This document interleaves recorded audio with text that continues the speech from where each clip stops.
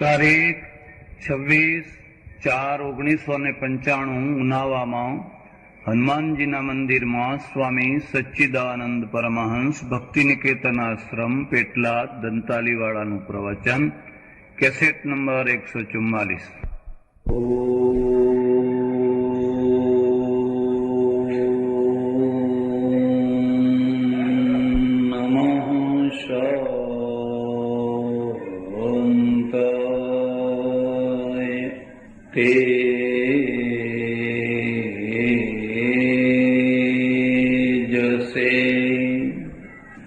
આજની સભાના પ્રમુખ સ્થાને બિરાજેલા ભાઈ શ્રી ભીખાભાઈ પટેલ, જેમની ઉદાર દેણગી અને દ્રઢ શ્રદ્ધાના પરિણામે ઉનાવા જેવા ગામની ભાગોળે વસેલા હનુમાન દાદાના પાસે આટલો સરસ મજાનો 2 માળનો હોલ બની શક્યો છે, એવા દાતા શ્રી અંબાલાલભાઈ અને બહેન શ્રી પુષ્પાબેન, ડોક્ટર શ્રી વાસુદેવભાઈ, મંચ ઉપર બિરાજેલા બધા જ વિશિષ્ટ મહાનુભાવો, સજ્જનો અને બહેનો, જેમ પ્રત્યેક વ્યક્તિનું અલગ અલગ વ્યક્તિત્વ હોય છે, એવી રીતે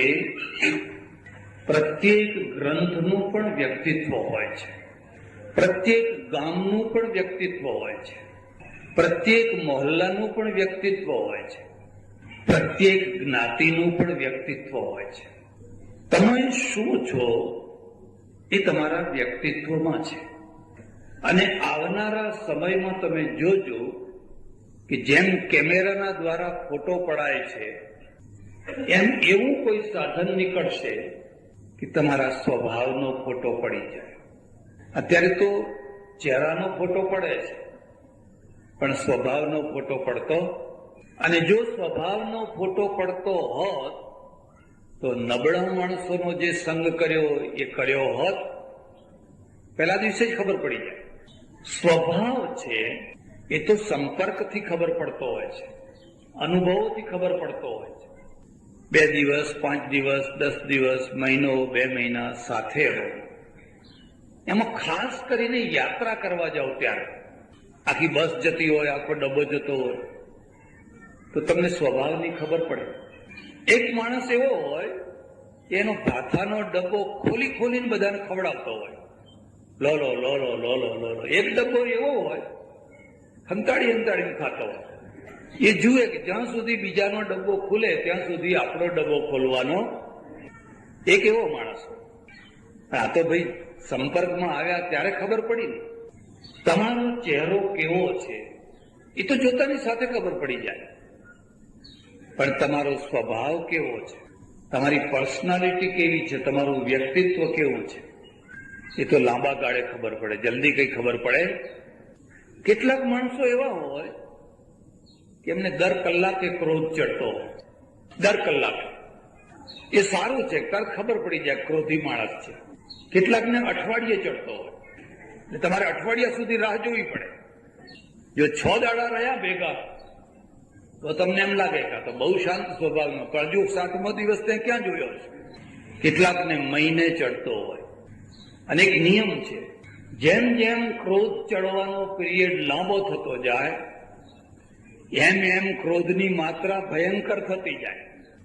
પેલો જે દર કલાક વાળો હોય ને એ તો ચીડિયા સ્વભાવ વાળો સામાન્ય હોય, પણ 6 મહિને કે 12 મહિને જેને ક્રોધ ચડતો હોય એ દુર્વાસા સમજી લેવાનું, એને તમે સરળતાથી શાંત ના કરી શકો। ઠંડુ બળદ ભડકે નહીં, પણ જો ભડકે પછી એને કાબુમાં રાખી શકાય। તમારી, મારી, આપણની, સૌની એક પ્રકૃતિ છે, એક વ્યક્તિત્વ છે, એક સ્વભાવ છે, અને સ્વભાવ એ જ તમે છો।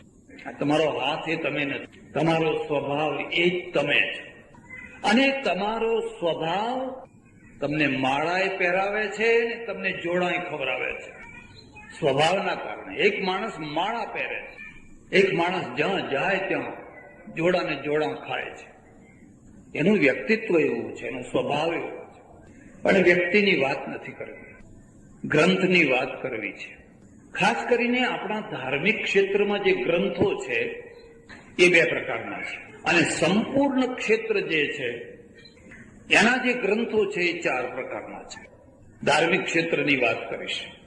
ધાર્મિક ક્ષેત્રમાં 2 પ્રકારના ગ્રંથો છે, મગજને ભરનારા અને હૃદયને ભરનારા. કેટલાકને મગજ ભરવું હોય અને કેટલાકને હૃદય ભરવું. પછી ચર્ચા કરું.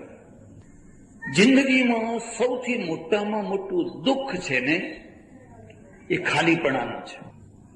ગજવું ખાલી હોય તો કેવું લાગે? બાકી બધું સારું હોય, પણ ગજવું ખાલી હોય બહુ દુઃખ થાય. તમારા ગજવામાં જયારે પડ્યા હોય પૈસા ને, તમે ઉનાવા નીકળો, ઊંઝા નીકળો, ચહેરા ઉપર તેજ હોય. પેલા પૈસા છે ને એ પૈસા તમારા અંદર થઈને આમ ચહેરા ઉપર આવતા હોય. હમણાં જોજો ને, કાલે હવન કરવાનો છે, પાટલા ઉપર કોઈને લાભ લેવાની ઓફર થવાની છે. એવા ઘણા માણસો હશે કે એમની ઈચ્છા હોય કે જિંદગીમાં 1 વાર તો પાટલા ઉપર બેસો, પણ ક્યાંથી બેસો? ગજવું ખાલી છે. બેસવાની તો ઘણી ઈચ્છા હોય, જોકે ઘણા લોકો બહુ સાહસી હોય, તિજોરી ખાલી હોય, ગજવું ખાલું હોય, તોય બોલે, ધડાકા કરે, તાળીઓ વગડાવે. પછી કોને આપવા છે? હમણાં તો તાળીઓ વાગવા દે, પછી કોને આપવા છે? પછીની વાત પછી. કેટલાક માણસો હંમેશા વર્તમાનમાં જીવતા હોય છે, પછી જે થવું હોય થાય. મારા એક સજ્જન છે, એમના ત્યાં હું જમવા ગયો, એકદમ મગ મગ મગ મગ કરતા બાસમતી ચોખા, સુગંધ આવે. એક વચ્ચે બીજી વાત કહું છું, સુખ બધાને ગમે છે, સાધુઓને ગમે છે. એ તો અમે એટલા માટે ત્યાગ કરીએ કે ત્યાગથી તમે પ્રભાવિત થાઓ એટલે ત્યાગ કરીએ છીએ. બાકી જો કોઈ જોનાર ના હોય તો કોઈ ત્યાગ ના કરે. ખબર પડે કે આપણે આમ કરશું તો લોકો તરત જ પ્રભાવિત થશે. અને એટલે હું તમને કહું છું કે કોઈના સ્થૂળ ત્યાગથી પ્રભાવિત ન થશે. આ સાધુ છે, એમણે કપડાં નથી પહેર્યા, એમનું હૃદય ભક્તિથી ભરેલું છે, અને જે 2 પૈસા એ કમાયા છે સારા કામમાં આપવા માટે હંમેશા ઉદાર રહે છે. મને એમણે એક વાત કરી, મને કે અમે બ્રાહ્મણો આ પટેલોની 84 ખા ખા કરી, હવે અમારે એમને 84 ખવડાવી છે.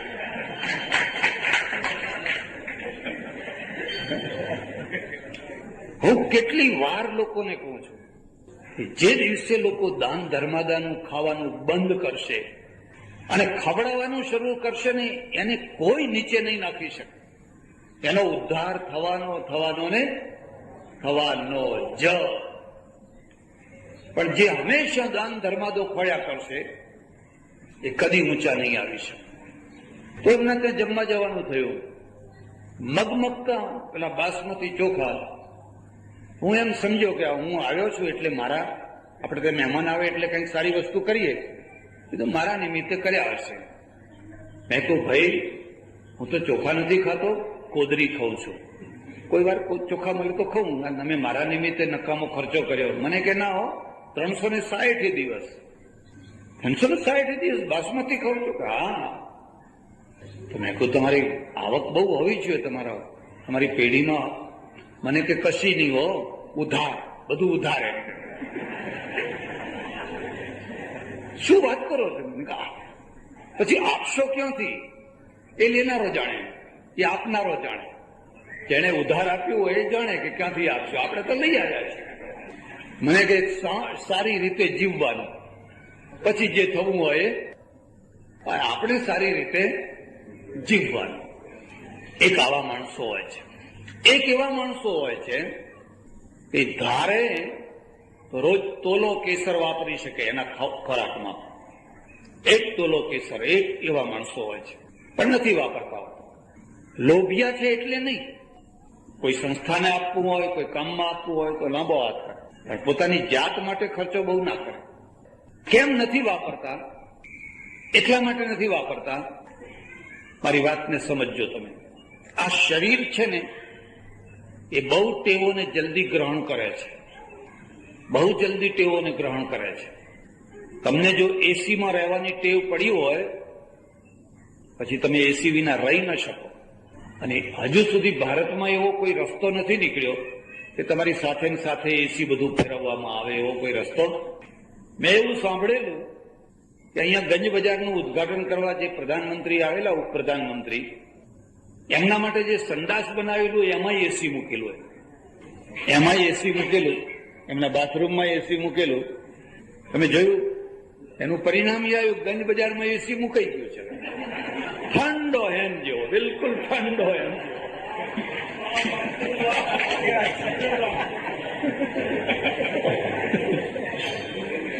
અલ્યા તમે સમજો, આપણે ખેડૂતના દીકરા, ઠીક છે હવે કોઈ વાર એસી મળ્યું તો વાપરી લીધું, પણ લૂમાં બેસવું પડે તોય બેસી શકે. એ માણસ દુઃખી નહીં થાય. જો ટેવો પાડી પછી ટેવોમાંથી છૂટવું બહુ અઘરું છે. એટલે પેલો કરોડાધિપતિ માણસ છે, પણ એ જાણે છે કે આ પૈસાનો ભરોસો નથી, આ લક્ષ્મીનો ભરોસો નથી, આ સ્થિતિનો ભરોસો નથી. આજે ચડતી હોય ને કાલે પડતી હોય. આજે તમારા ઘરમાં તિજોરી છલકાતી હોય અને કાલે ખાલી ખમ થઈ જતી હોય. તો આપણે એવી રીતે જીવન જીવો કે જેથી આમાંય જીવી શકીએ અને પેલામાંય જીવી શકીએ, બંનેમાં જીવી શકીએ. પણ આપવાનું થાય તો એનો હાથ કદી ટૂંકો નથી થતો. એક ત્રીજો માણસ છે, એ ખાઈ નથી શકતો, ખવડાવી નથી શકતો, આપી નથી શકતો. મારા ઓળખીતા એક સજ્જન છે, કરોડાધિપતિ છે, કરોડાધિપતિ છે. પણ તમે જો એમની સાથે જમવા બેઠા હો તો એમની નજર તમારા ભાણા ઉપર રહે, તમારી રોટલી ગણે, તમારી 3, 4, એટલે પેલા રસોયાને કહે. પણ એને કહેવા દે એ ના પાડશે, તારે ના પાડવી. પણ જો તમે ચોથી ઉપર જો 5મી રોટલી લો એટલે એમને તાવ આવવા માંડે, એમને તાવ ચડવા માંડે કે આ તો 5 ખાધી, આ તો 6 ખાધી. એટલે પેલા રસોયાને કહે રે ગરમી છે, રવા દે, તું આગ્રહ ન કર. આવા માણસો છે, જીવતા જોડા ખાતા હોય છે અને મર્યા પછી એ જોડા ખાતા હોય છે. જિંદગી બરબાદ કરતા હોય છે છતાં પૈસે, પોતાના પૈસા હોવા છતાં. એટલે તમારું જે વ્યક્તિત્વ છે, તમારી જે પર્સનાલિટી છે, એ તમારા અંદર રહેલી છે.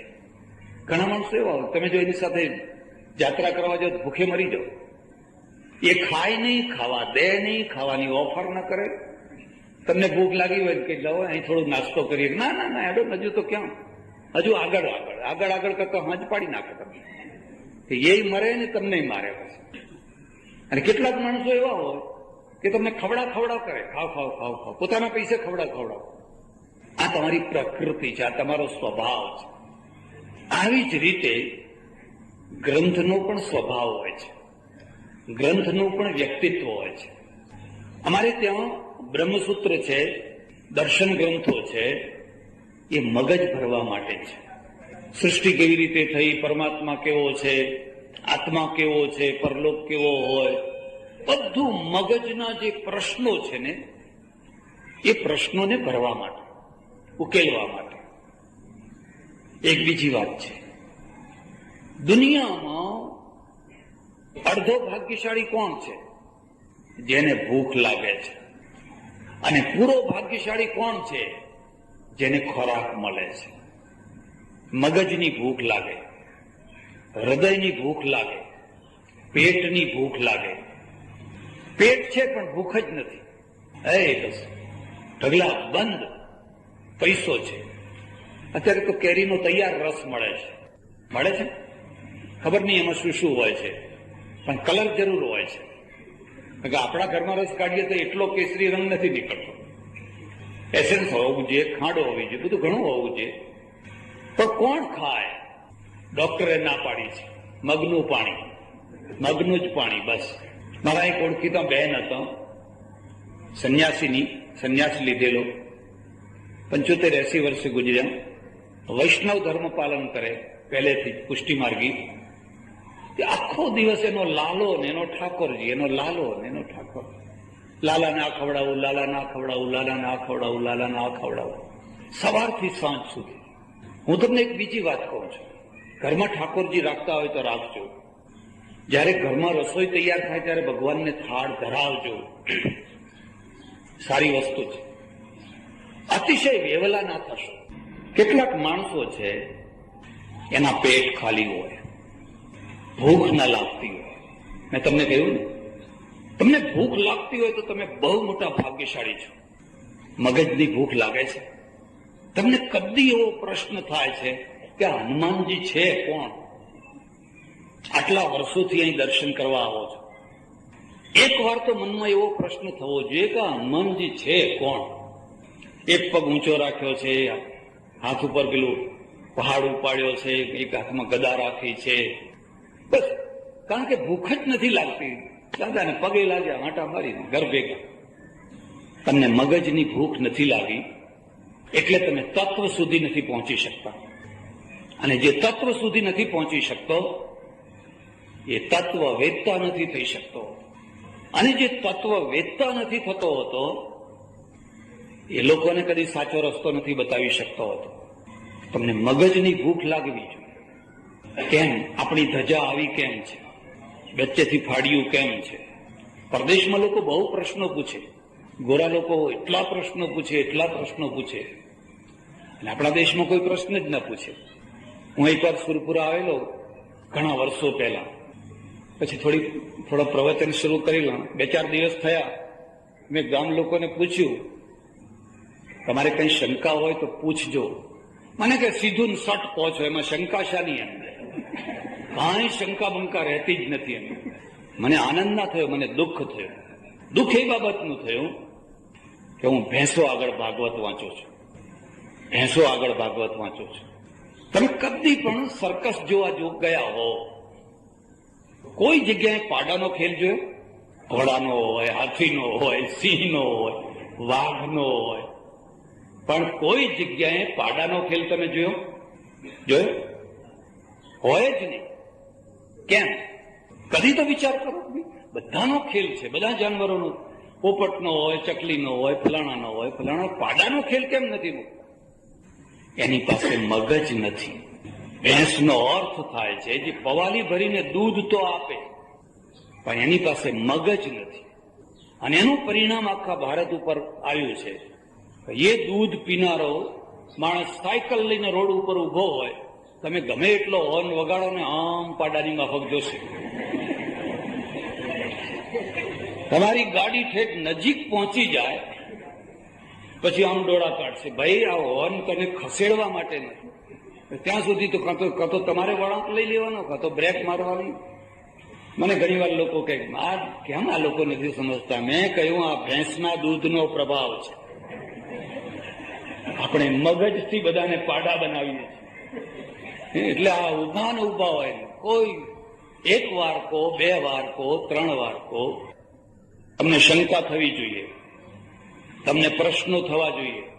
કારણ કે તમારા મગજમાં ભૂખ ઉઘડી છે. અને શંકા થતી જ નથી, પ્રશ્નો થતા જ નથી. એટલે એનો અર્થ એ છે કે મગજમાં કોઈ ભૂખ નથી. આ દેશમાં એવા શ્રોતાઓ છે, એક વાર રજનીશનું પ્રવચન સાંભળે અને કે કંઈ કહેવું પડે, કઈ વાણી છે. અને બીજા દાડે ડોંગરી મહારાજનું પ્રવચન સાંભળે ને કે કઈ વાણી છે. એટલે આ રજનીશને ડોંગરી મહારાજને શું લેવા દેવા? એમાં તો કોઈ મેળ જ નથી. પણ એને તો એક જ છે, કઈ વાણી છે. તમે એની પાસેથી કોઈ અપેક્ષા ના રાખી શકો. કોઈ અપેક્ષા. એની પાસે પોતાનું મગજ જ નથી. તમે જ્યાં બેસાડો ત્યાં તમારા મગજની અંદર એક ભૂખ લાગવી છે. આ હનુમાનજી કોણ છે? આપણું હિન્દુઇઝમ શું કહે છે? તમારા દેવો દેવીઓ, એમના વાહનો, એમના હથિયારો, એમનો આકાર, એમની પ્રકૃતિ, આ બધું શું છે? આપણે એક બ્રહ્મવાદી છીએ, એક પરમાત્મા. ઉપનિષદ કહે છે એક બ્રહ્મ, એક પરમાત્મા. 2 નહીં, 3 નહીં, 4 નહીં. જો એક બ્રહ્મવાદ છે તો પછી આ હનુમાનજી કોણ છે, ફલાણું કોણ છે, એને કદીક તો તમારા મગજમાં સમજવાનો પ્રયત્ન કરો. એક વર્ગ એવો છે કે આ બધું ખોટું છે, એ પણ અધૂરિયો વર્ગ છે. એ પણ અધૂરિયો વર્ગ છે.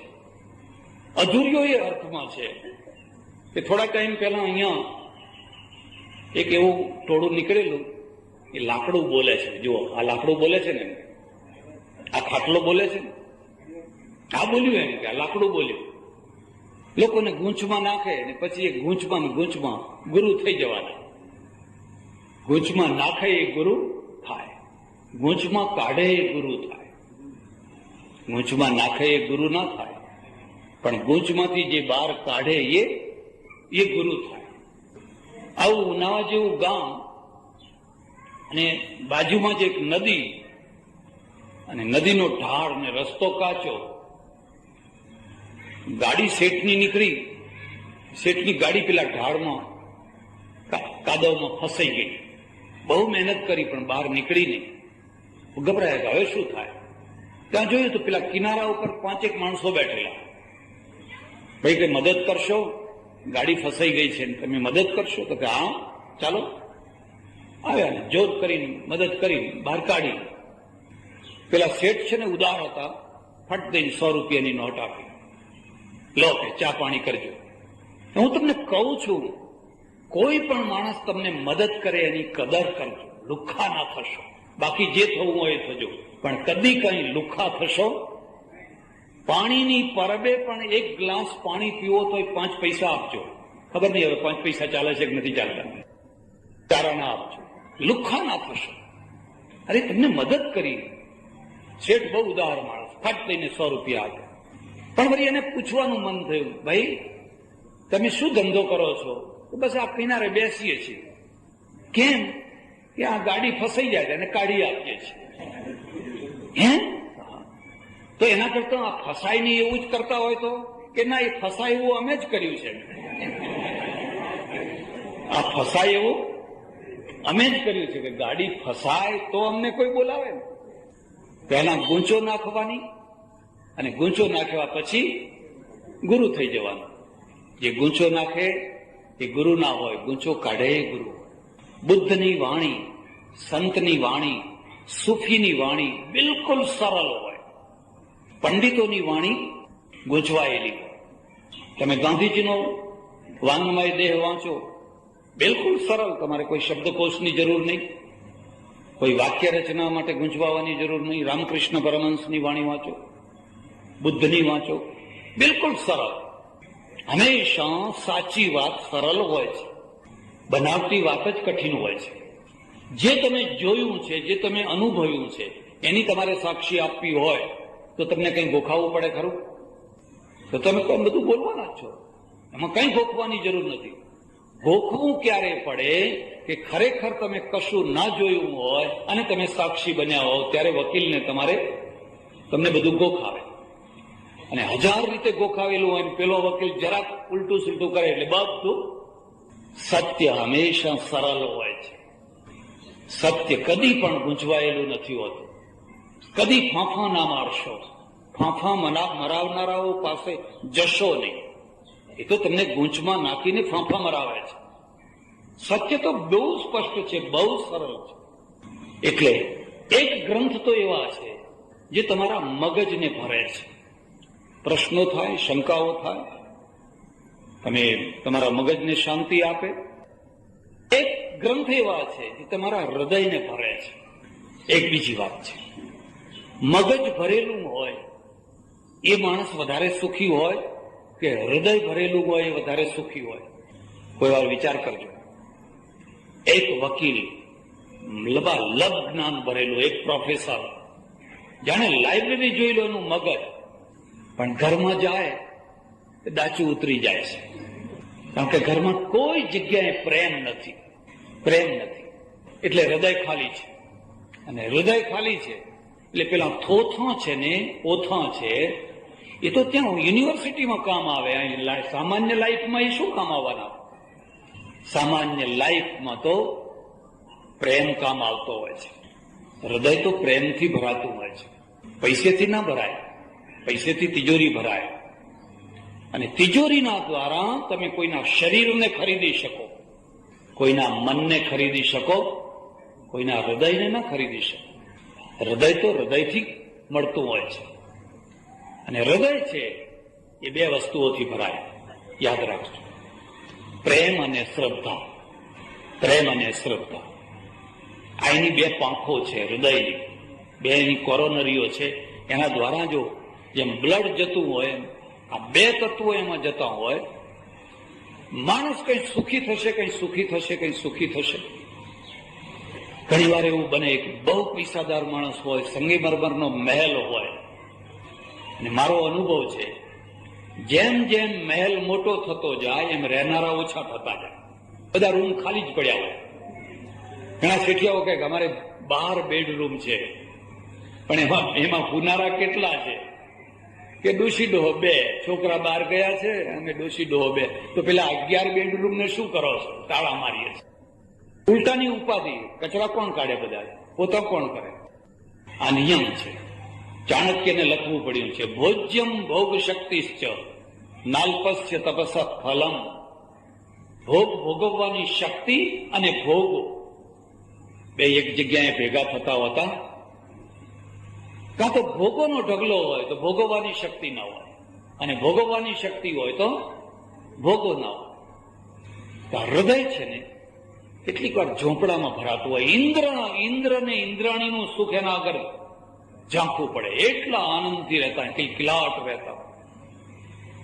અને પણ જુઓ તો રોબોટ જેવા ફરતા હોય. રોબોટ જોયા છે?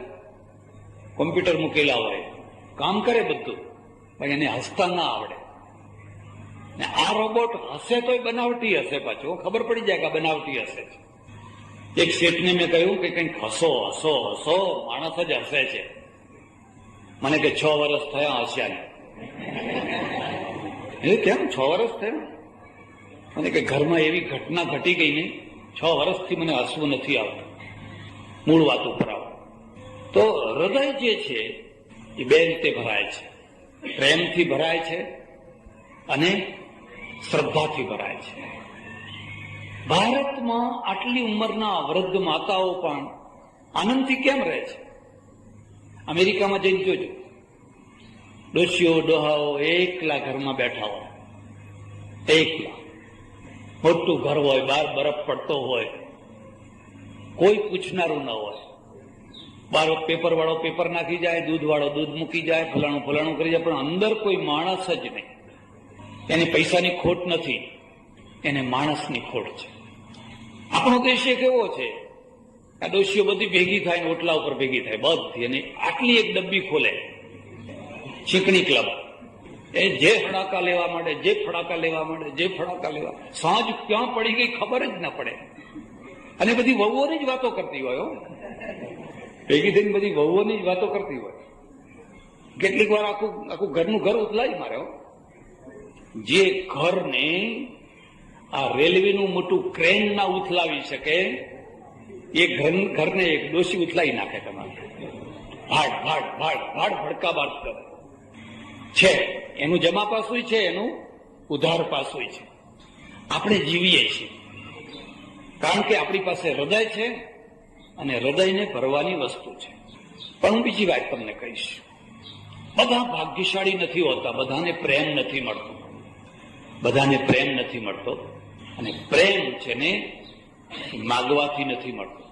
માણસો મળે તમને, અને નોંધ કરજો, લખી લેજો, દુનિયામાં બધું મળશે, પણ વફાદાર માણસ મળે એનાથી વધારે કોઈ મોટી વસ્તુ નથી. તમને કોઈ વફાદાર માણસ મળ્યું છે? વફાદાર પત્ની મળી છે? વફાદાર પતિ મળ્યો છે? વફાદાર દીકરો મળ્યો છે? વફાદાર ભાગીદાર મળ્યો છે? વફાદાર નોકર મળ્યો છે? તમને કદર નથી. તમને દુનિયાની મોટામાં મોટી ચીજ મળી છે, જો તમે એને સાચવી શકો તો. અને બધું મળ્યું હોય, પણ બેવફા માણસો મળ્યા હોય તો. બાકી બધું મળ્યું છે. પત્ની છે પણ ઘરનું બધું પિયર ભેગું કરે છે. હજુ પિયર ભેગું કરતી હોય ત્યાં સુધી તો સારું. હું પરદેશમાં રહું, રાત્રે 11 વાગે પ્રવચનો કરી અને આવીએ, એક બહુ પૈસાદાર માણસના ઘરમાં ઉતરેલા.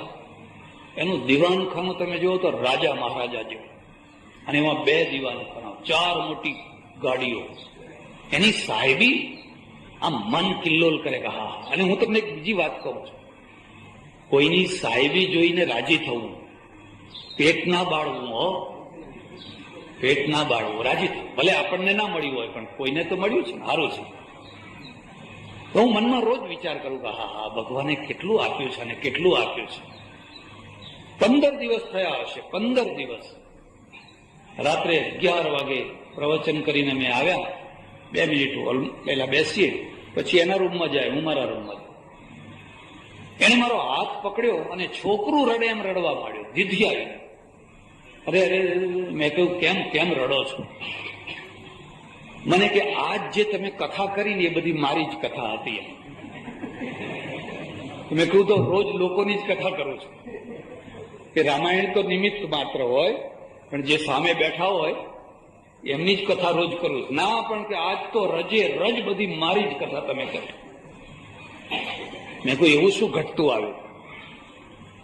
એને જે કહ્યું એ કહેવાય એવું નથી. એને મને કહ્યું અને કે મારા જેવો કોઈ દુનિયામાં દુઃખી માણસ નથી. અરે હું 15 દિવસથી કહું છું કેટલું સુખ છે, કેટલું સુખ છે, કેટલું સુખ છે. ના કે મારા જેવો કોઈ દુઃખી નથી. મેં 3 વાર આત્મહત્યા કરવાનો પ્રયત્ન કર્યો, પણ 3 વાર બચી ગયો. મને મોત પણ આવતું. પછી એને જે દુઃખની વાત કરીને મારાથી અહીં કરી ન શકાય. મારી પત્ની વફાદાર નથી. હું બહાર જઉં એટલે મારા દુશ્મનો ઘરમાં ભેગા કરે છે અને દુશ્મનોને ભજીયા ખવડાવે છે, આઈસ્ક્રીમ ખવડાવે. મારી બધી કમાણી છે એ મારા દુશ્મનોને ખવડાવે છે. અમે ખાનદાન માણસો, આબરૂદાર વેપારી માણસો. પેલા સામાન્ય માણસ હોય તો મારધાર્યું કચકો જુદો. અમારાથી એ ના થાય. નથી આમ થતું, નથી આમ થતું, નથી રહેવાતું. તમને ખબર નથી વફાદાર માણસનું કેટલું સુખ હોય. એ કાળું હોય, એ કુબડું હોય, એ ગમે તેવું હોય, પણ એ વફાદાર હોય તો એ લાખ રૂપિયાનો છે. અને પેલું ઉજળું હોય, રૂપનો અંબાર હોય તો એ ઝેર છે, એ મૃત્યુ છે. અને પ્રેમને ને વફાદારીને સંબંધ છે. વફાદારી વિના પ્રેમ હોય. ધર્મમાં આવવાનું કારણ શું? તમે અહીં સત્સંગ હોલમાં ના આવો, 2 પૈસા કમાવો ને તો શું વાંધો છે? અહીંયા તમને એ સમજાવાય છે કે જો તમારે સુખી થવું હોય તો પતિ પત્ની બંને વફાદાર હો, તો બાપ દીકરો એકબીજાને વફાદાર હો, તો 2 પેઢીવાળા એકબીજાને વફાદાર હો. તો તમે નોકરી કરતા હોય તો નોકરી પણ વફાદારીથી કરો તો તમારો બેડો પાર થઈ જશે. અને આ વફાદારી એક દિવસ પૂજાતી હોય છે, એની કદર થતી હોય છે, એક દિવસ એની પૂજા થતી હોય છે. આ અંબાલાલભાઈ મારી બાજુમાં બેઠા છે, પેલા પુષ્પાબેન ત્યાં બેઠા છે. તમે જોઈ શકો છો, બેયના દાંપત્યને જોઈ શકો. કૂતરા બિલાડા સંતાન તો પેદા કરતા હોય છે, પણ એમનો સંબંધ તો ક્ષણિક સંબંધ છે. પછી તો એક ટુકડા માટે લડી મરતા હોય છે. લડી મરે કે એક ટુકડા માટે ડાઘ્યો પેલાને બચકું ભરતો હોય છે. ત્યારે અહીંયા ટુકડો એકબીજાને ખવડાવતા હોય છે. તમે પહેલા ખાઓ પછી હું ખાઈશ. એવા ઘણા ઘર હોય છે કે ગરીબીના દિવસોમાં પત્ની ભૂખે રહી જાય અને એના પતિને ખવડાવે, અને પોતે ભૂખે રહી છે એની ખબર ના પડવા દે. એને ખબર ના પડવા દે મેં ખાધું નથી, પણ એને ખવડાવે. એની કેટલી કિંમત. અને એક પછી કોઈ જગ્યાએ પુષ્પાબેનનું નામ મુકાતું હોય, કોઈ જગ્યાએ અંબાલાલનું નામ મુકાતું હોય, કોઈ વિધવા છે એ પોતાના પતિના નામે કંઈ કરતી હોય, તો કોઈ વિધુર છે એની પત્નીના નામે સંસ્થા ઊભી કરતો હોય. તમે મરી ગયા પણ તમારા જે ગુણો છે, તમારી જે યાદ છે એ અમે નહીં મરવા દઈએ. આ તો ખાનદાની છે, આનું નામ તો ખાનદાની છે. એ પેલી વિધવા છે ને એ પૈસો એના ધણીની પાછળ ખર્ચતી હોય છે, તો પેલો વિધુર છે એ એની પત્નીનું નામ જ્યાં ત્યાં એનો ફોટો મૂકતો હોય છે. આ વફાદારીનું પરિણામ છે. એટલે પ્રેમ છે ને દુર્લભમાં દુર્લભ વસ્તુ છે. પણ એની અમારે ચર્ચા નથી કરવી. હું તો તમને એટલું જ કહું કે જો તમને મળ્યો હોય તો તમે ભાગ્યશાળી છો, તો એને સાચવી જાણજો. જો તમને ના મળ્યો હોય તો હવે બીજો રસ્તો બતાવું છું. બીજા તત્વનું નામ છે શ્રદ્ધા. અને શ્રદ્ધા પણ હૃદયનો ગુણ છે. શ્રદ્ધા બુદ્ધિમાં નથી રહેતી. અંબાલાલભાઈને જે અનુભવો થયા દાદાના, અને એવા કેટલાય અનુભવો બીજાને પણ થયા હશે. જે અનન્ય ઈષ્ટદેવનો ઉપાસક હોય એને નાના મોટા અનુભવો થતા જ હોય છે. શરત એટલી છે કે તમે ચંચળ ના હોવા જોઈએ, 6 મહિને ભગવાન બદલતા ના હોવા જોઈએ. અત્યારે તો લોકો એટલા બેઈમાન છે કે 6 મહિને ભગવાન બદલી નાખે, કંઠીઓ બદલી નાખે, ટીલા બદલી નાખે. કેમ કે ના, હવે આ ભગવાનમાં હાચ નથી રહ્યું, હવે પેલા ભગવાનમાં હાચ આવ્યો છે. એટલે તારામાં સાચ નથી એટલે તને આવું થાય છે. તું પોતે જ સાચ વિનાનો છે એટલે તને આવું થાય છે. જેની નિષ્ઠા દ્રઢ હોય છે, જેની આસ્થા શ્રદ્ધા દ્રઢ હોય છે, પછી પક્વાવસ્થાએ પહોંચે એટલે અનુભવો શરૂ થતા હોય છે. અંબાલાલભાઈ બાલ્યકાળથી ઉનાવામાં રહ્યા, બ્રાહ્મણ ઘરમાં જન્મ્યા, અને ત્યારે આ હનુમાનજીની જગ્યા બહુ સામાન્ય હશે, બહુ સામાન્ય હશે. કોઈ આવે ના આવે અમને ખબર છે, મેં બચપણ વિતાયેલું. ગામની ચારે તરફ ભાગોળની દૂર દૂર સુધી કોઈ અપૂજ દેવ પડ્યા હોય, ખંડિત દેવ પડ્યા હોય, છોકરા રમવા જાય ત્યાં બધા. તે દિવસથી આમના અંદર જે લગ્ની લાગી, અને લગ્ની એવી દ્રઢ લાગી, એવી દ્રઢ લાગી. અમેરિકા ગયા, અમેરિકામાં સારામાં સારી નોકરી, સારામાં સારી કમાણી, પણ બધું ભૂલ્યા, પણ પોતાના ઈષ્ટદેવને ભૂલ્યા. અને જો સારો શેઠ હોય અને સારા શેઠને તમે વફાદારીથી યાદ કરો તો એ શેઠ ખરા ટાઈમે તમારું કામ કાઢે કે ના કાઢે, અને ના કાઢે તો એ સારો શેઠ ના કહેવાય, એ કજાત કહેવાય, એ ખાનદાન ના કહેવાય. એ ખાનદાન હોય તો સામેથી પૂછે નોકરને, તું ચિંતા ના કર, તારી દીકરી મારી દીકરી, પરણાવ, પૈસા આપવા હું બેઠો છું. ખાનદાની ની કસોટી તો પ્રસંગે થતી હોય છે. અને પેલો કજાત હોય ને એ ખરા પ્રસંગે કોથળીનું મોઢું બંધ કરી દે. અત્યારે હવે ભીડમાં છે, હવે જેટલું ચૂસાય એટલું, એ તો કજાત છે. કુલહીન સેવા, અમારે ચાણક્ય લખ્યું છે કે એની નોકરી કદી ના કરવી. આ તો ઈષ્ટદેવનો ઈષ્ટદેવ છે, આનાથી મોટો કોઈ શેઠ નથી. અને આ શેઠના ચરણોમાં જેનું માથું નમે છે ને એને બીજા કોઈના ચરણોમાં માથું નમાવાની જરૂર રહેતી. એટલે શ્રદ્ધા છે ને, એ શ્રદ્ધાથી હૃદય ભરાય છે. પ્રેમ અને શ્રદ્ધા બે ભેગા થયા હોય તો ધન્ય થઈ ગયા. પણ માનો કે તમને કોઈ સાંસારિક પ્રેમ ના મળ્યો, જોકે તમારી વાત છે, તમે બાળકો ઉપર પ્રેમ કરી શકો છો. રસ્તામાં છોકરા રમતા હોય, તમારા ગજવામાં પીપરમિન્ટ રાખો, થોડી ચોકલેટ રાખો અને છોકરાઓને આપો, પ્રેમ કરો. તમારા છોકરાને આપો એમાં કઈ મોટી વાત હતી? કઈ ગજવું ભરીને રોજ નીકળવાનું, અને જે છોકરું મળે ને પછી તમે જુઓ આખા ગામના છોકરા તમને પ્રેમ કરે છે કે નથી કરે? દાદા આયા, દાદા આયા, દાદા આયા, દાદા. ઊંઝામાં હું જોઉં છું, 1-2 પટેલો છે, રોજ સવારે આટલા બધા રોટલા લઈને નીકળે છે. પેલું કઈક થેલો જેવું કરે અને નીકળે. એક કૂતરો કોણ જાણે કેમ આમ રાહ જોઈને બેઠા હોય, બીજા બધા આવતા જતા માણસો, પણ બીજા કોઈ નહીં. એ નીકળે એટલે ગેલમાં આવી જાય, ખુશમાં આવી જાય. જેનું કોઈ નથી એના થઈ જાવ, અને પછી એ ટુકડો નાખતા નાખતા નાખતા ખેતરે ખેતરે દૂર દૂર સુધી ફરવા જાય. કયું આને આમાંથી શું મળવાનું છે? આનો શું બદલો મળવાનો છે? બસ હવે બદલાની વાત બંધ કરો. બદલાની વાત બંધ થાય ત્યાંથી જીવન શરૂ થાય છે. તમે અત્યાર સુધી એક જ વિચાર કર્યો, હું આ કામ કરું તો મને શું મળશે, મારું શું, એમાં મારું શું. એવું કહેવાય છે કે અમદાવાદી હોય ને, કોઈ બેઠા નથી ને, એની પર્સનાલિટી જ્યાંથી શરૂ થાય, મારું શું એમાં, મને એમાં શું મળશે. એક ડોહા અમદાવાદના સ્ટેશને ઉતર્યા એટલે એક ભાઈને કહ્યું, ભાઈ આ કયું સ્ટેશન? કે કાકા 1 રૂપિયો આપત બતાવો. કે ભાઈ 5-10 વર્ષ પહેલા આવેલો ત્યારે તો ચારાના માગેલા, કે મોંઘવારી ના વધી ગઈ? તો કે ના, ખબર પડી ગઈ. એમ હવે આ કયું સ્ટેશન છે ખબર પડી ગઈ. અમદાવાદ સિવાય કોઈ બીજો કોઈ આવો પૈસો માગે? પર્સનાલિટી છે, વ્યક્તિત્વ છે. શું મળશે? અરે એક તમને વાત કહેવાની હતી. આખી જિંદગી રામની સેવા કરી, ઉભા પગે, આમ પગ રાખીને વીરાસનમાં બેસવાનું. કારણ કે પલાઠી વાળીને બેઠા હોય તો ઉઠતા વાર થાય. ઘણા લોકો એવા હોય એ કે બાપજી કઈ સેવા હોય તો બતાવજો. આપણે કઈક તારે એક ગ્લાસ પાણી લાવો ને એટલે તરત જ બીજાને કે એક ગ્લાસ પાણી લાવજે, એટલે બીજો પાછો ત્રીજાને કહે, ત્રીજો ચોથાને કહે.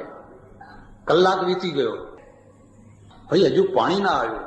હા, એટલે પાણી ના આવ્યું, એટલે પાણી ના આવ્યું. આ લોકો કદી સેવા કરી શકે? આ તો ઓર્ડર કરી શકે. પટેલની જાનમાં બધા જ મુખી હોય, હવે સેવા કરે કોણ? હે, બધા જ મુખી હોય, હોકો કોણ ભરે? હનુમાનજી પાસેથી શીખવાનું. હનુમાનજી હંમેશા વીરાસનમાં બેસે. એક બીજી વાત, રામ અને હનુમાન પહેલા મળ્યા ઋષ્યમુખ પર્વતમાં. સુગ્રીવ બિચારો વિપત્તિમાં પડી ગયેલો, પોતાના સગા ભાઈના દ્વારા વિપત્તિમાં મુકાઈ ગયેલો, અને નિર્દોષ હોવા છતાં વિપત્તિમાં મૂકી ગયેલો.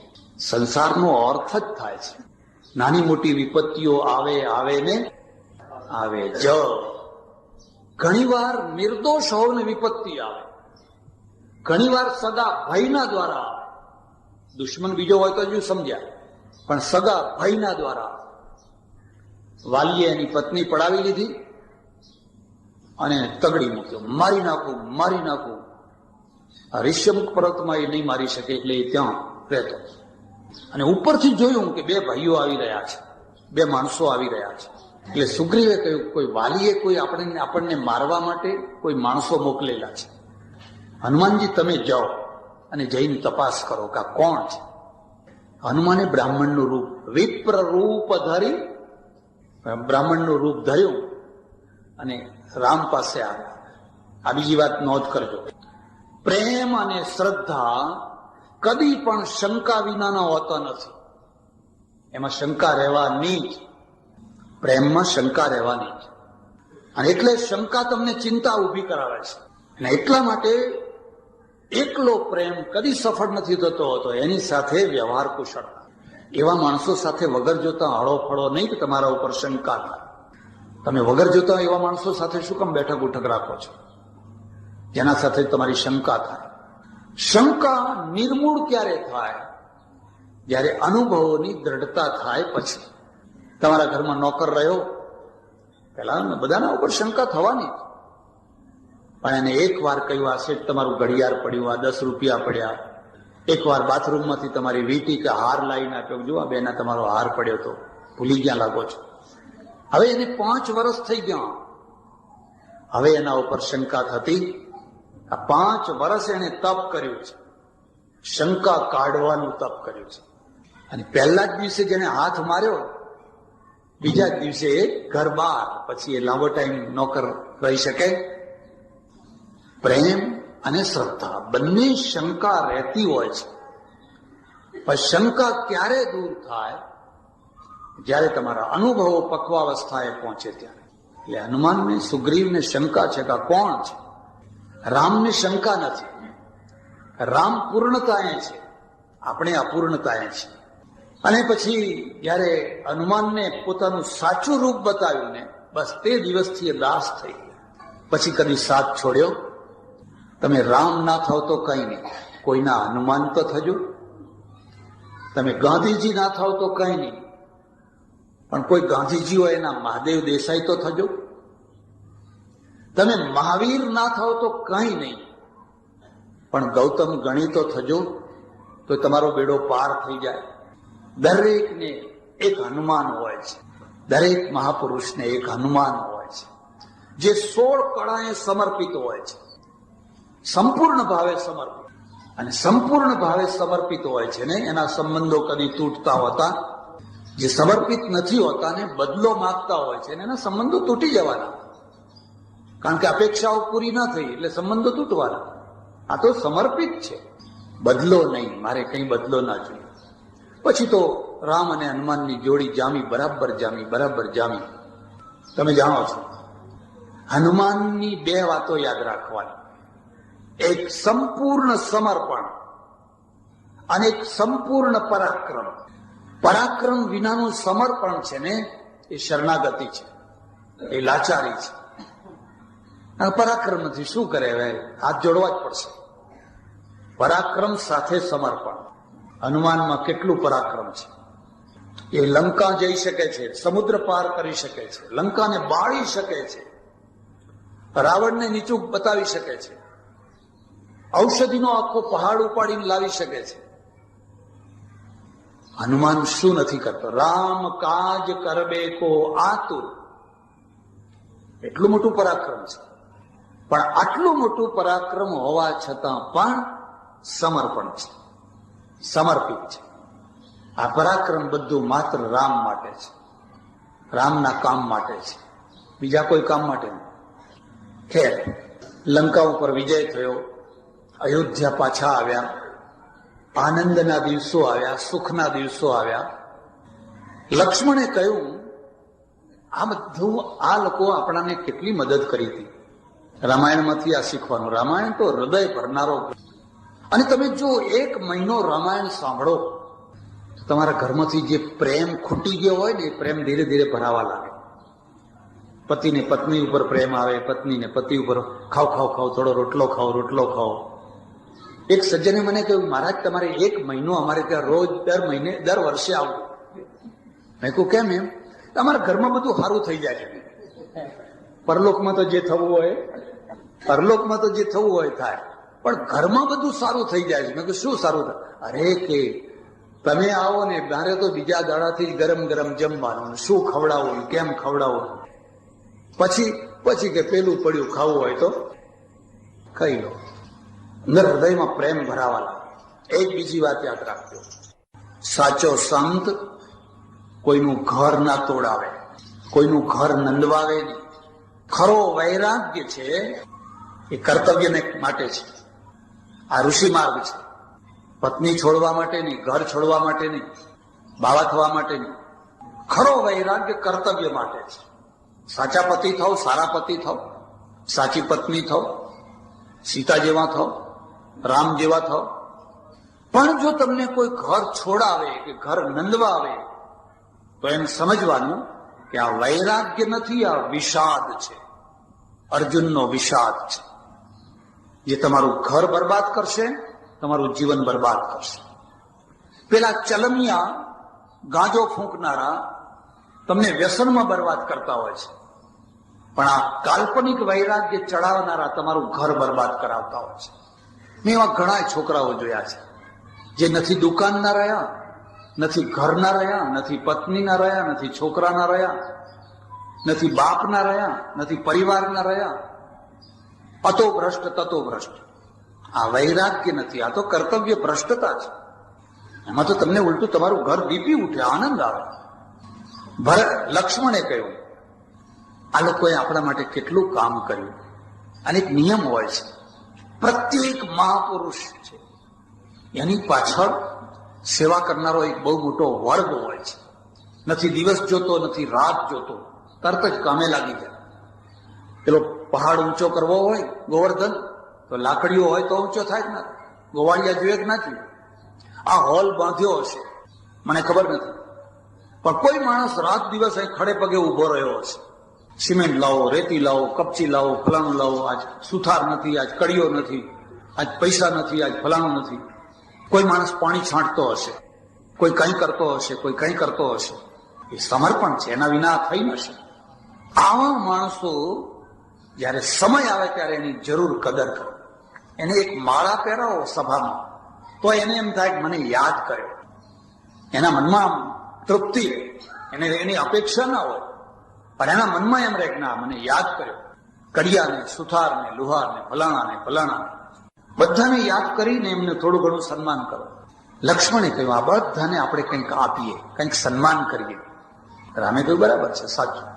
એક બીજી વાત હું તમને કહું છું, કેટલીક વાર સારા કામ ભૂલમાં જતા હોય. માણસને કરવાની ઈચ્છા હોય પણ ભૂલમાં જતું હોય, એને યાદ કરાવવું પડે.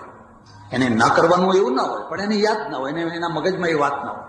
ખાલી એટલું જ કહું, ભાઈ અંબાલાલભાઈ આટલું જરા કરવા જેવું છો. હા, કરો કરો કરો. જૈન ધર્મમાં એને અનુમોદના કહે છે. સારા કામ થતા હોય એની અનુમોદના કરો. સારું થાય છે, સારું થાય છે એમ કહો. મનમાં બેઠા બેઠા બળો નહીં, પેટ ના બાળો. લક્ષ્મણે કહ્યું કે આપણે આ બધાનું સન્માન કરીએ. હા કરો. અને બીજી વાત, હવે તરત જ બીજી વાત આવી, સન્માન કરવું તો કેવી રીતે કરવું? એટલે એમાં તરત જ વ્યાપારી વૃત્તિ આવી. આપણા ઘરમાં જે નકામી વસ્તુ હોય, જે કાઢી નાખવાની હોય, જે ફેંકી દેવાની હોય, એવું બધું આપણે વાપરી નાખવામાં એમ કે આવા ઘણા લોકો હોય પાછા. અને એવા માણસો હંમેશા છેતરાતા હોય છે. કારણ કે શું છે, હૃદયની જગ્યાએ મગજ આવી ગયું. પેલું હૃદય કે છે સારામાં સારું ખવડાવો, પેલું મગજ કે છે કે નહીં બચાવો બચાવો બચાવો. નહીં, એવું નહીં. કરવું તો સારું. રોજના લોભિયા થજો, પ્રસંગના લોભિયા ના થશો.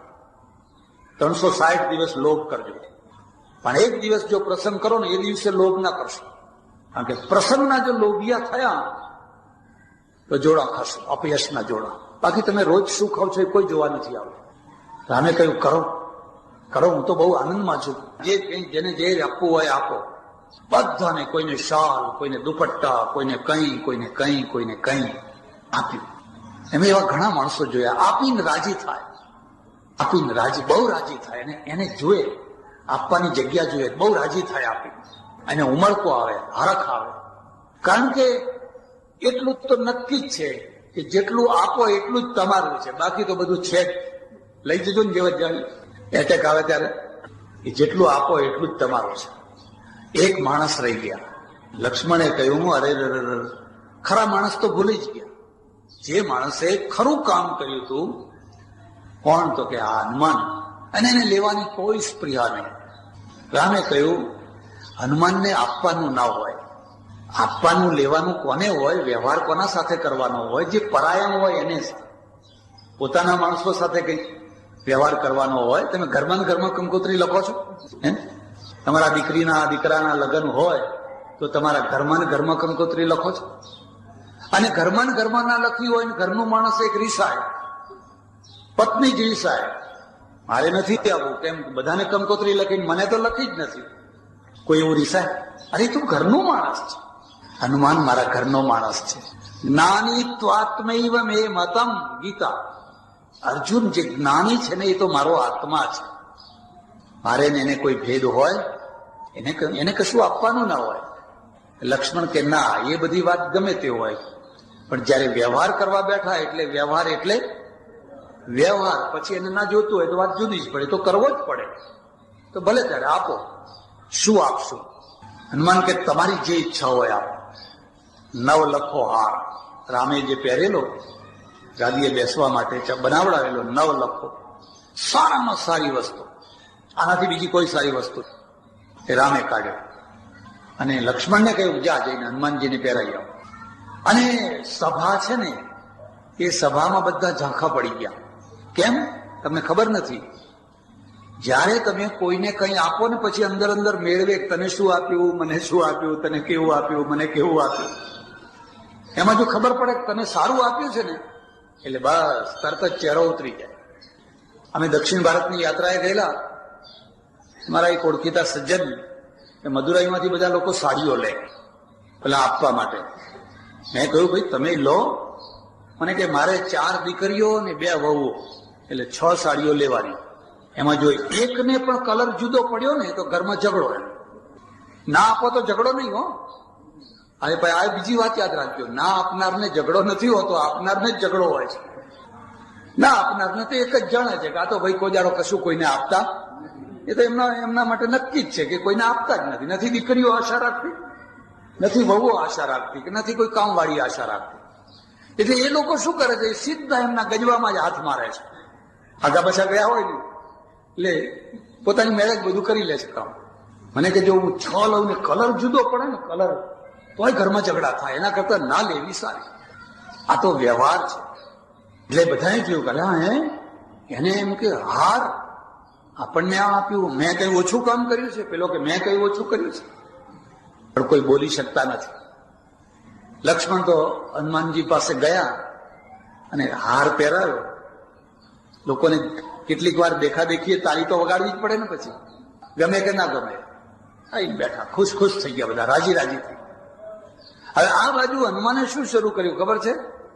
પેલા મોતીઓ તોડવા માંડ્યા. અંદર બધું જે સોનું એ બધું ગૂંથેલું ને આમ દાંતેથી તોડવા માંડ્યું એટલે લોકો જોઈને પાછા લોકો હસવા માંડ્યા. આ અંતે વાંદરું એટલે એને કઈ ગતા, એને તો ચણોઠી આપ્યો, ચણોઠીના બોરાઓ કે એવું કઈ, તોય એના કામ. આ વાતને યાદ રાખજો, પ્રત્યેક મહાપુરુષ ઉપર હંમેશા અનાડી લોકો હસતા હોય છે.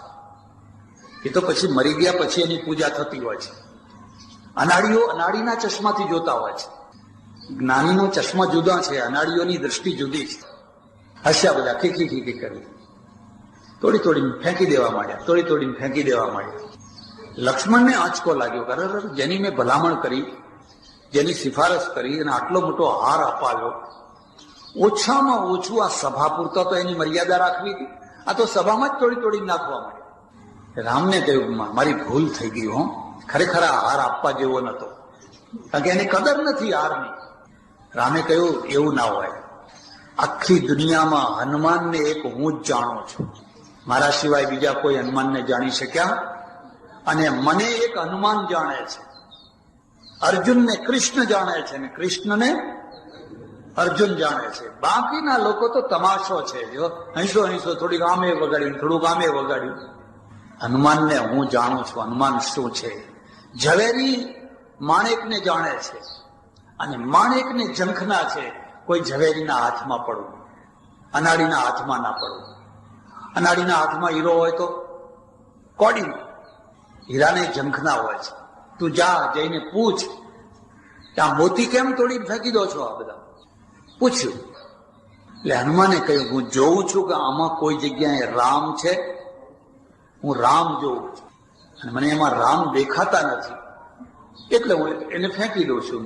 મેં મારા જીવનમાં રામ સિવાયની કોઈ વસ્તુનો સંગ્રહ કર્યો અને આમાં મને રામ દેખાતા નથી.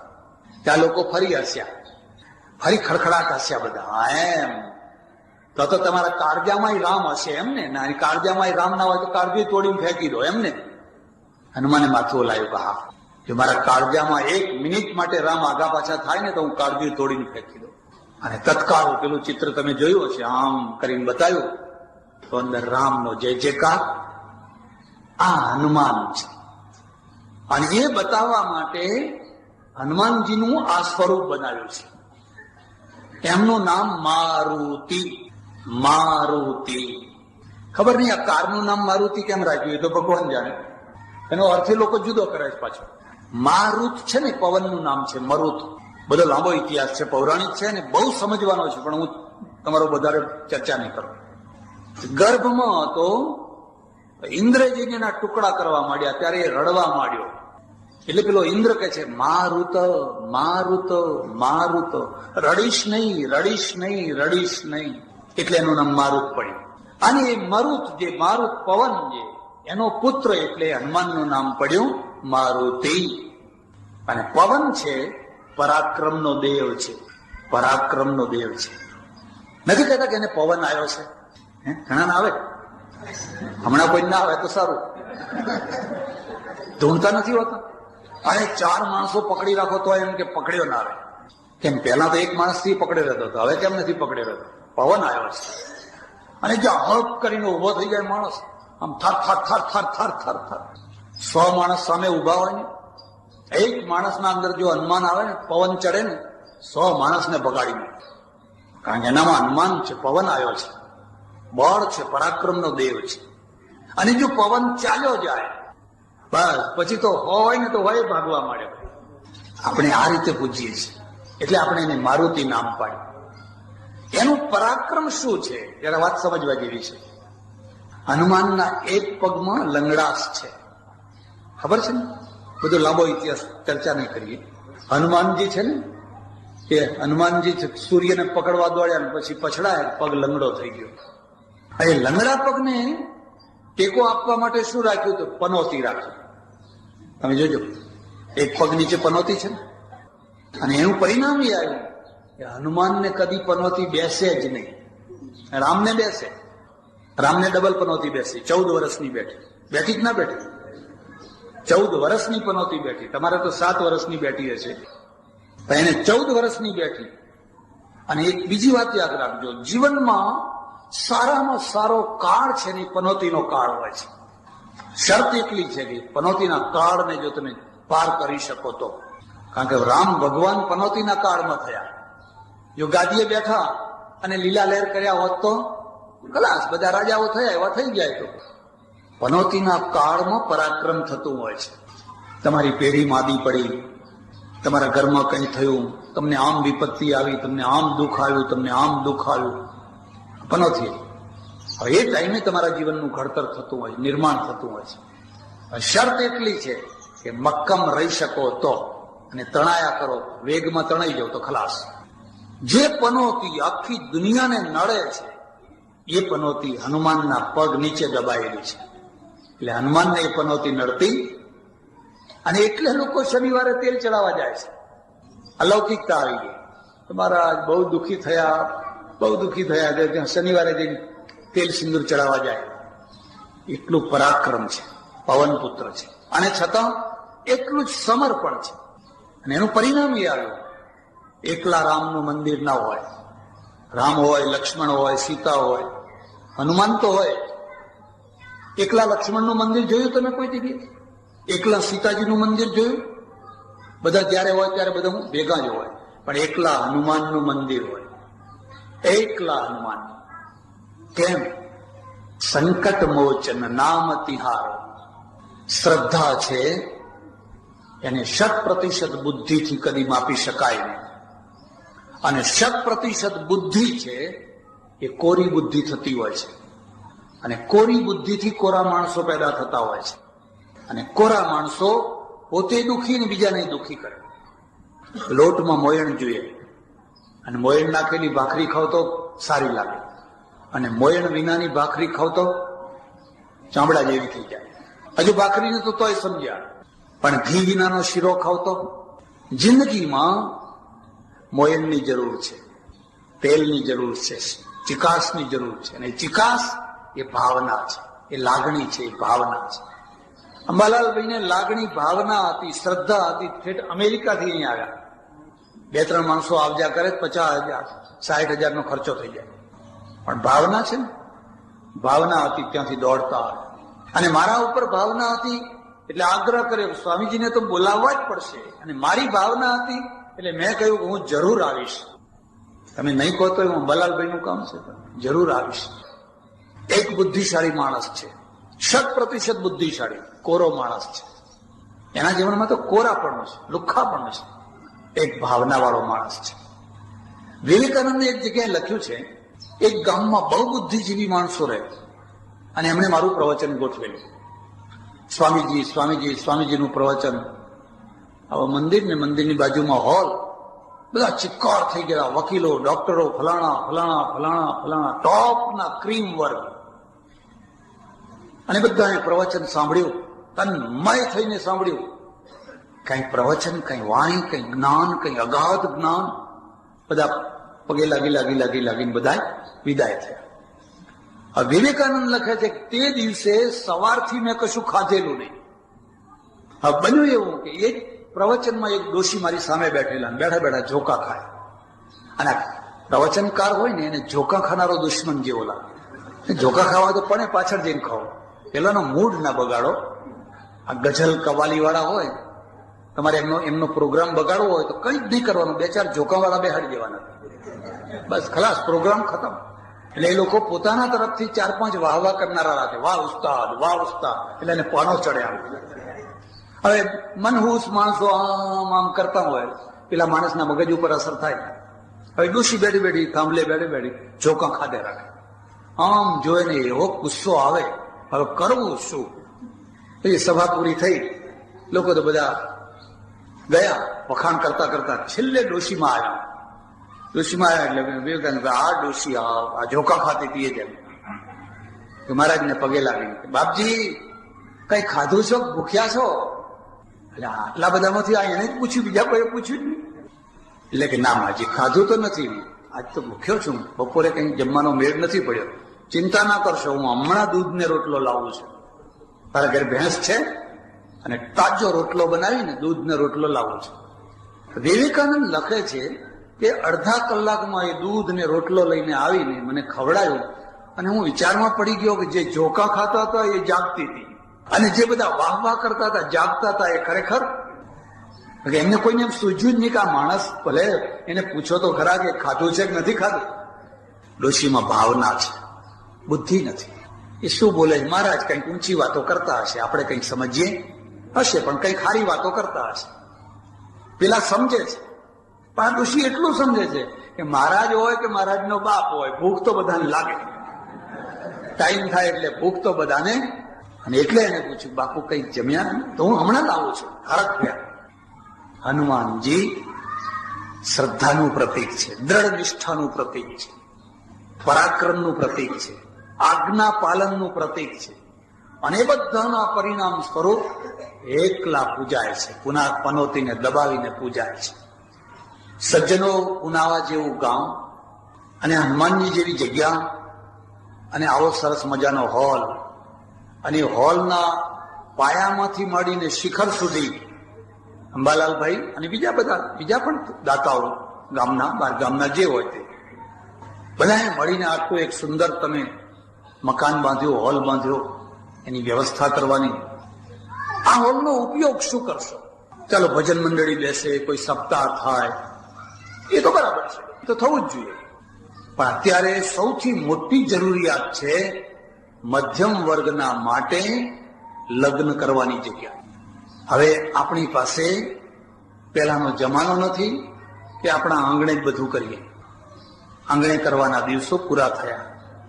પેલા એક જમાનો હતો, 4 થાંભલા ઉભા કરે, ઉપર 5 પૂરા નાખે એટલે માંડવો થઈ ગયો.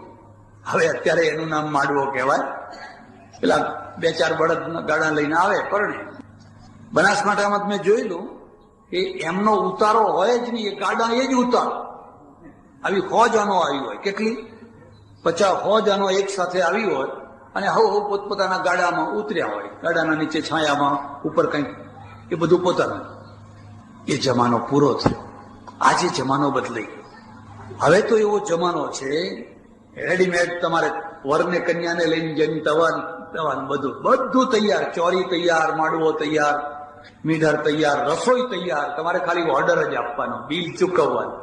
અને હવે બિલ ચૂકવા એવી શક્તિ આવી છે, હવે વાંધો નથી, બિલ ચૂકવી શકે. હમણાં મારા એક સજ્જને લગ્ન કર્યા છોકરીના, 170 રૂપિયાની એક થાળી, 170 રૂપિયાની. હવે 170 રૂપિયાની એક થાળી જમનારા કેવા પાછા ખબર છે? અડધી રોટલી વાળા. કારણ કે એમાં પેલા પહેલવાનો ના જાય. એ તો બધા પેલા કોઈ ડાયાબિટીસ વાળા, કોઈ કઈ વાળા, બસ. એટલે આ શું કામ બગાડો છો? હમણાં એક બીજા અમારે ચડોતરની વાત પડી, જુદી છે. ગ્રીન કાર્ડ વાળા સાથે લગ્ન કર્યા. એને શરત કરી, મારે ફલાણા હોલમાં મારો દીકરો પરણવા આવશે. હવે છોકરીનો બાપ જરા સામાન્ય સ્થિતિ, પણ અમેરિકા મોકલવા માટે એને બધી હાયા કરે. જાનમાં મારા 3000 માણસો આવશે. કેટલા? 3000 માણસો આવશે. હા ભાઈ, હા. ફલાણી રસોઈ કરવી પડશે. હા ભાઈ, હા. હવે બન્યું એવું કે 3000ની જગ્યાએ 6000 માણસો આવ્યા. તમે તો વેવઈ થવા આવ્યા છો કે દુશ્મન થવા આવ્યા છો? આ તમારો વેવઈ છે, એની આબરૂ તમારે સાચવવાની હોય. તમે પહેલા દિવસે જ એની આબરૂ લેવા બેઠા છો. અચ્છા, હજુ 6000 તો જમવા બેઠા નથી. બીજું શું થયું? હું તમને એક ખાસ સલાહ આપું છું કે આ જે કોમર્શિયલ હોલો છે ને, બને ત્યાં સુધી એ હોલોમાં ના જશો. એનું કારણ બતાવો. કે હોલોની આજુબાજુ એક ચેન ગોઠવાઈ ગયેલી હોય છે કે સારામાં સારી રસોઈ હોય ને એટલે ચેન વાળા આવીને જમી જાય બધા, પછી તમે બધા પછી જમો. હે, તમે શું નજર રાખવાના હતા? કઈ વસ્તુઓ આપી દે, આમ આપી દે. રસોઈ ત્યાં થતી હોય તો 24 કલાક થોડા ઉભા રહેવાના હતા? એક તગારું આમ આપી દે, એક આમ આપી દે. તે આજુબાજુની જે વગર નિમંત્રણ વાળી વસ્તી ને એ જ 2000 આવીને બેસી. પેલા નોકરોએ જ કહેલું, કાલ બહુ ભપકો છે, તુંય આવજે. તો બધી વસ્તી આવીને બેસી ગઈ. હવે બિલ આમ ના ઉપર કે આ 6000 માણસોને જમાડી ના શકાય. શું જમાડવું? 3,000 ના 6,000 અને એમાં 2,000 તો પેલી આજુબાજુની ફાલતી વસ્તુ આવી વગર આમંત્રણ વાળી. એક સજ્જનને મેં કહ્યું, અલ્યા વગર આમંત્રણે તમે જમવા જાઓ છો? મને કે બાપજી તમે જ કહ્યું છે ને કે આખી દુનિયામાં ભેદ ના રાખવો, વસુધૈવ કુટુંબકમ, આખી દુનિયા આપણું કુટુંબ જ છે. એમાં વળી આપણને કોઈ કહ્યું તોય શું ને ના કહ્યું તોય શું, એમાં કઈ માન અપમાન હોય નહીં. અને આવા કામમાં મોડું ના કરાય પાછું. જેટલા વહેલા થઈએ એટલા મોડા વાળા પછી રડે છે ને રડવું હોય રડે. મારા પાસે આવીને ધ્રુસકે ને ધ્રુસકે રડ્યો. મને કે બાપુ મારું નાક કપાઈ ગયું. મેં કહ્યું તો તે દિવસે જ કપાઈ ગયું જે દિવસે તે ગ્રીન કાર્ડના મોહમાં આવો વેવાઈ બનાવ્યો તે દિવસે. વેવાઈ થજો, આ વેવાઈની આબરૂ લેનારા વેવાઈ ના થશો. એ તો તમારો ભાઈ છે, તમે દીકરાના બાપ છો તો એ દીકરીનો બાપ છે. એની બાંધી મુઠ્ઠી રાખવી એ તમારા હાથની ચીજ છે. ને પહેલા દિવસે જ તમે એની મુઠ્ઠી ઉગાડવાનું કામ કરો છો, એવા વેવાઈ થયા છો. તો તમે દુશ્મન શું ખોટા? ત્યારે આ હોલ એવા મધ્યમ વર્ગના લોકો માટે આશીર્વાદ રૂપ છે. આ સામાજિક હોલ છે. દાદાના ચરણે આવો.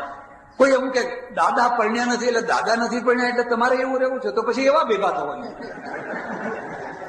તો વ્યાયામ શાળા શરૂ કરી. દાદા તો પરણ્યા નથી પણ દાદા પરણાવે છે બધાને અને રાજી થાય છે. અમારા બાળકો તમે પરણો, સુખી થાઓ, લીલે વાળી રહે, તમે આનંદ કરો. એટલે આ એક લગ્ન હોલ પણ છે. બીજી રીતે પણ જે રીતે જરૂર હોય એ સમાજના કામો માટે બધા કામમાં આવશે. અને એ રીતે ઉનાવાનું એક ઘરેણું છે, ઉનાવાનો એક દાગીનો છે. એને તમે સાચવો, સંભાળો અને એને હજુ પણ વધારે સુંદર બનાવો. અને આ સંસ્થા, દાદાનું મંદિર, આ હોલ અને બીજી બધી પ્રવૃત્તિઓ એના દ્વારા ઉનાવાના જીવનને ધન્ય બનાવો. ભગવાનને હું પ્રાર્થના કરું કે અંબાલાલભાઈ અને એમના પરિવારને ખૂબ ભક્તિ આપે, ખૂબ નિષ્ઠા આપે અને એમના હાથે હજુ પણ ઘણા સારા સારા કામો થાય. જ્યારે પણ સમાજને મૂર્છા લાગે, જેમ લક્ષ્મણને મૂર્છા લાગી અને ત્યારે હનુમાન છે ને પેલી ઔષધિ લઈ આવ્યા, એવી રીતે જ્યારે જ્યારે પણ સમાજને મૂર્છા લાગે ત્યારે આ હનુમાનજીના ભક્તો છે એ તરત જ ઔષધિ લઈને હાજર થઈ જશે. અરે શું 2 લાખ કરો છો, 9 લાખ ઉપાડો. એક માણસ 9 લાખ રૂપિયા આપે, બ્રાહ્મણનો દીકરો 9 લાખ રૂપિયા આપે અને આટલું સરસ મજાનું આ બનાવે, સામાન્ય વાત નથી. પરમેશ્વર ગામનું ભલું કરે, ગામ સંપીને રહે, હળીમળીને રહે, એકતાથી રહે, આનંદથી રહે, સૌ સુખી થાય, સૌનું મંગળ થાય.